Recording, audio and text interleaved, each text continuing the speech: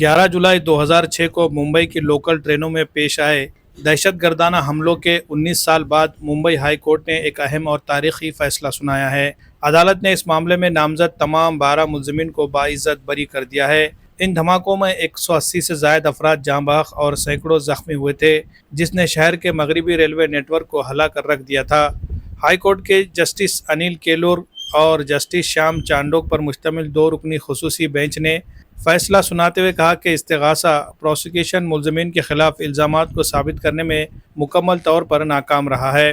अदालत ने वाज़े अल्फाज में कहा कि इस्तिगासा की पेश करदा शवाहिद की बुनियाद पर मुलजिमीन को मुजरिम करार देना मुमकिन नहीं। ये यकीन करना मुश्किल है कि इन अफराद ने यह जुर्म किया है, लिहाजा इनकी सज़ाएँ मनसूख की जाती है। 2015 में मकोका की एक खुसूसी अदालत ने इन 12 अफराद को मुजरिम करार देते हुए इनमें से 5 को सज़ाए मौत और बकिया 7 को उम्र कैद की सज़ा सुनाई थी। ताहम हाई कोर्ट ने अब यह फैसला कलअदम करार दे दिया है।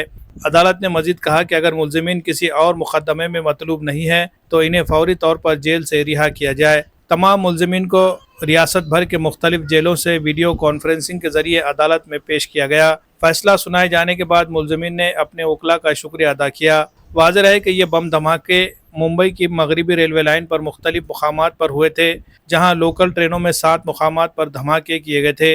इन धमाकों ने न सिर्फ मुंबई बल्कि पूरे मुल्क को झिंझोड़ कर रख दिया था और इसे एक बड़े दहशतगर्द हमले के तौर पर याद रखा जाता है। ये फैसला तहकीकाती एजेंसियों के किरदार और मुल्क में इंसाफ के निज़ाम पर एक अहम संग मेल के तौर पर देखा जा रहा है, क्योंकि एक बार फिर अदालत ने नाकाफ़ी शवाहिद की बुनियाद पर बेकसूर अफराद को झूठे मुकदमे से बरी करते हुए अदलिया के वक़ार को बरकरार रखा है। अदालत के इस फैसले के बाद तहकीकाती एजेंसियों की कारकर्दगी पर संगीन सवालात खड़े हो गए हैं। ये पहला मौका नहीं है जब किसी हसास दहशतगर्दी के मुकदमे में एक मखसूस तबके के नौजवानों को गिरफ्तार करके इन पर संगीन इल्ज़ामात आयद किए गए, लेकिन अदालत में इनके खिलाफ इल्ज़ामात साबित न हो सके।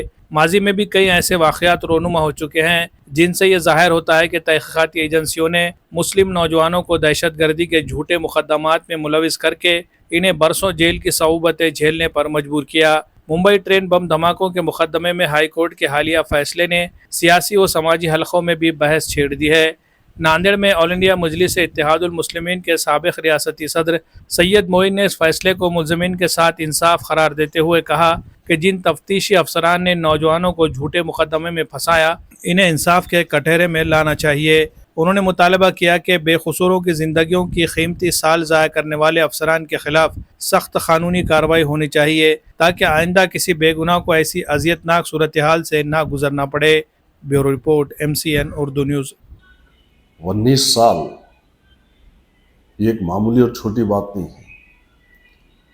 किसी भी ख़ानदान अफराद का एक फ़र्द 19 साल उनकी नज़रों से दूर है और फिर देशद्रोही का उस पर आरोप है, तो समाज में उन अफराद को, उन ख़ानदान को, उन घराने को किस नज़रिए से देखा जाता है और वो किन तकालीफ का सामना करते हैं। माशी तौर से वो परेशान होते हैं, कोर्ट के चक्कर लगा लगा कर परेशान होते हैं, हर लिहाज से ज़हनी तौर से परेशान होते हैं। आप अंदाज़ा लगाइए उन फैमिलीज़ पर क्या गुजरी होगी जिनको 2006 के मुंबई के ट्रेन ब्लास्ट में उठाया गया और उसके बाद में एक फ़ैसला 2015 में मुंबई कोर्ट की खुसूसी अदालत ने दिया मकोका कोर्ट में। तो उसके अंदर 7 लोगों पर उम्र कैद की सज़ा दी गई और 5 लोगों को सज़ाए मौत की सज़ा दी गई। इन 12 आरोपियों के ऊपर मकोका अदालत ने यह सज़ा सुनाई 2015 में, जिसमें से एक का इंतकाल भी हो गया। तो 19 साल के बाद में ये जो फैसला आया है, उनकी ज़िंदगियों का, उनके एक एक दिन का हिसाब कौन देगा? उनसे जबरन, अभी मैं मीडिया में इस चीज़ को देख रहा था, जबरन कन्फेशन लिया गया उनसे। जबरन कन्फेशन लेकर 2015 में मुंबई के ट्रेन ब्लास्ट के अंदर उनको आरोपी बनाया गया और आज 2025 में, यानी पूरे 19 साल के बाद उनको हाई कोर्ट से बाइज्जत बरी किया गया। तो अब इसका हिसाब कौन देगा? उनके ज़िंदगियों का हिसाब कौन देगा? उनके घर वालों की जो तकालीफ है उसका हिसाब कौन देगा? वो लोग जो माशी तौर से, ज़हनी तौर से परेशान थे, उसका हिसाब कौन देगा? मैं ये समझता हूँ कि ज़मीर साहब कि 2002 के बम ब्लास्ट, 2002 से जो बम धमाके हुए हैं महाराष्ट्र या हिंदुस्तान में दीगर जगहों पर, अगर उनकी सही तहकीकात हो जाए तो इसके पीछे जो असल गुनहगार है, जो असल आरोपी है, जो असल एक्यूज है, वो खुलकर सामने आएंगे। और यही पर्दे को फाश करने का काम हेमंत करकरे कर रहे थे।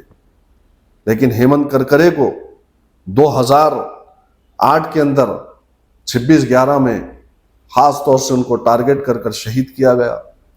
आप गौर करिए, मुंबई के अंदर जो 2006 के अंदर ट्रेन का ब्लास्ट हुआ, उसमें 12 अक्यूज, 12 आरोपियों को 19 साल के बाद हाई कोर्ट से उन्हें बाइज्जत बरी किया गया।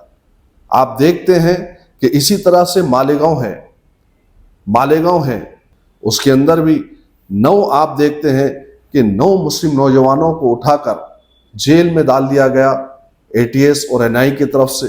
फिर उसके बाद ये केस चला, एनआई की खुसूसी अदालत मुंबई ने इनको बाइज्जत बरी किया।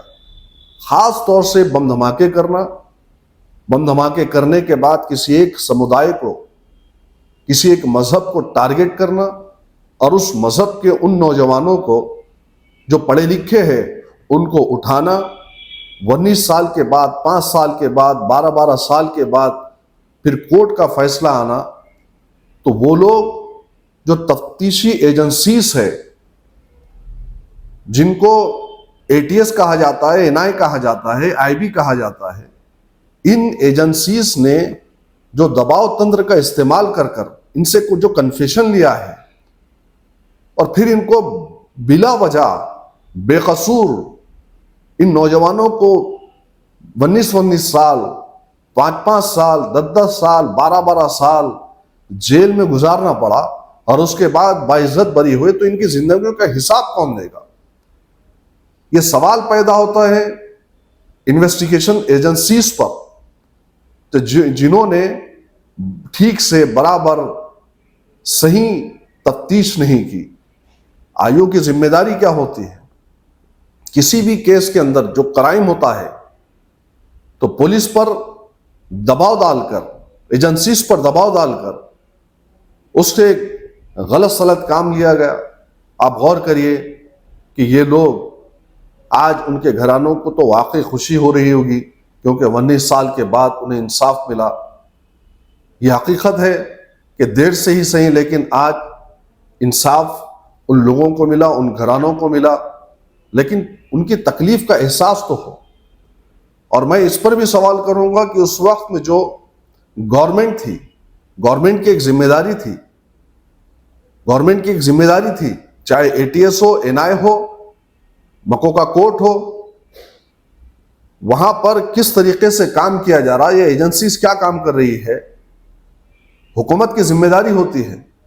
लेकिन एक 2002 से खास तौर से मुस्लिम समाज को टारगेट कर कर उनके पढ़े लिखे नौजवानों को दहशतगर्दी के नाम पर, ब्लास्ट के नाम पर, बम धमाकों के नाम पर उठाकर जेल में डालना और उनकी जिंदगियों को महाल कर देना, और ख़ास तौर से टीवी पर बैठकर एक मजहब को बार बार टारगेट कर कर उनको ये एहसास दिलाना कि तुम्हारी नौजवान है, उन्होंने बम धमाके किए। तो आज इंसाफ अदालत ने इस बात को जाहिर कर दिया कि दबाव तंत्र का इस्तेमाल करते हुए एजेंसीज के जरिए से उन नौजवानों पर दबाव डालकर कन्फेशन लिया गया, जबकि उसके अंदर इन्वॉल्व नहीं थे, उन्हें कुछ पता भी नहीं था। तो मैं ये समझता हूं कि उस वक्त के एटीएस के, एनआई के ऑफिसर्स को सस्पेंड कर कर उन पर कार्रवाई होनी चाहिए, उनको जेल में डालना चाहिए, और जो लोग इसमें इन्वॉल्व है, बेकसूर नौजवानों को फंसाने में, बम धमाके में, उन सबको जेलों में ठूंसना चाहिए। और उसके साथ साथ हुकूमत की जिम्मेदारी है कि नौजवानों ने जो 19 साल तक, 12 साल तक, 10 साल तक जो सफर किए, उनको हुकूमत एक्स ग्रेशिया दे, कंपल्सेशन दे, और उनके ऊपर जो बदनुमा दाग लगा हुआ है ये जो मीडिया ट्रायल चलाती है, तो मीडिया के ऊपर कोर्ट की जानिब से ये कहा जाना चाहिए कि तुमने मीडिया ट्रायल कर कर इन लोगों की फैमिलीज की जो बदनामी की है या एक समाज की जो बदनामी की है, उसको आपकी जिम्मेदारी है कि आप सुधारिए, वरना ऐसे चैनल्स को भी बंद करना चाहिए। बड़ी तकलीफ होती है कि अगर किसी नौजवान को उठाया, उस पर किसी मजहब का टैग लगा दिया जाए। आप गौर करिए, खुद नांदेड़ में भी 2012 में 4 हमारे मुस्लिम नौजवानों को उठाया गया। 2012 से 2023 तक NIA ATS के कोर्ट में उनको ट्रायल चला उनका, और फिर 12 साल के बाद वो 4 नौजवान बाइज्जत बरी हुए। 12 साल, 19 साल, 7 साल, 10 साल, ये कितना लंबा अरसा है जमीर साहब, आप सोचिए। तो मैं समझता हूं कि ये जो आज 2006 के मुंबई के ट्रेन ब्लास्ट में जो आज 11 बल्कि एक का इंतकाल होगा, 12 नौजवानों को, 12 लोगों को आज जो इंसाफ मिला है, यकीनन उन्हें खुशी भी हो रही है, होगी उनके फैमिलीज को। लेकिन अफसोस हो रहा है मुझे आज इस बात पर कि इतने लंबे अरसे तक एक केस चलता है। 2015 के ट्रायल पर मकोका की खुसूसी अदालत में उनको सजा दी जाती है, 7 को उम्र कैद की सजा मिलती है, 5 को सजाए मौत की सजा मिलती है। तो आप सोचिए उनके फैमिलीज पर आज यकीनन खुशी होगी, लेकिन क्या किस लाइन से गुजरे हुए हैं वो, उनकी जिंदगियां बर्बाद कर दिए ATS और NIA ने। तो वो लोग जो इस केस के अंदर इन्वॉल्व थे, जो लोग इनकी इन्वेस्टिगेशन कर रहे थे, वो लोग आज गलत साबित हुए।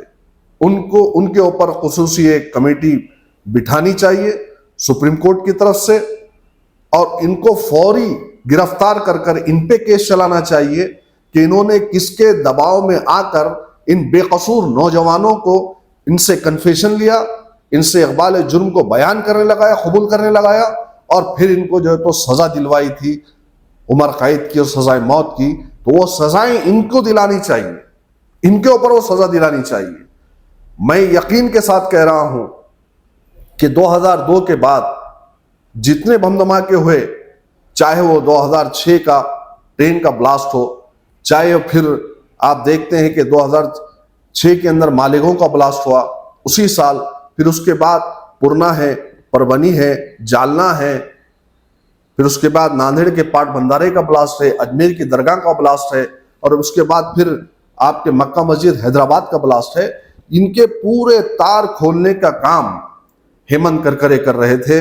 अगर हेमंत करकरे यकीनन उस पॉइंट तक, उन एक्यूज तक पहुंच चुके थे जो इन सब धमाकों में इन्वॉल्व हैं, लेकिन एक साजिश के तहत 26/11 का वाकया होता है इस मुल्क के अंदर, और 26/11 को टारगेट कर कर हेमंत करकरे को खत्म किया गया, उनको शहीद किया गया। अगर शायद वो जिंदा होते तो तमाम ब्लास्ट के तार किसी और संगठन के जो थे, जो हेमंत करकरे ने कहा था, वो यकीनन होता वो काम। आपने खुद देखा कि दिल्ली की एक अदालत के अंदर स्वामी असीमानंद का इकबालिया बयान आता है। ये तमाम ब्लास्टों की जिम्मेदारी और उसके साथ साथ इसमें कौन कौन इन्वॉल्व थे, वो सब उजागर होता है।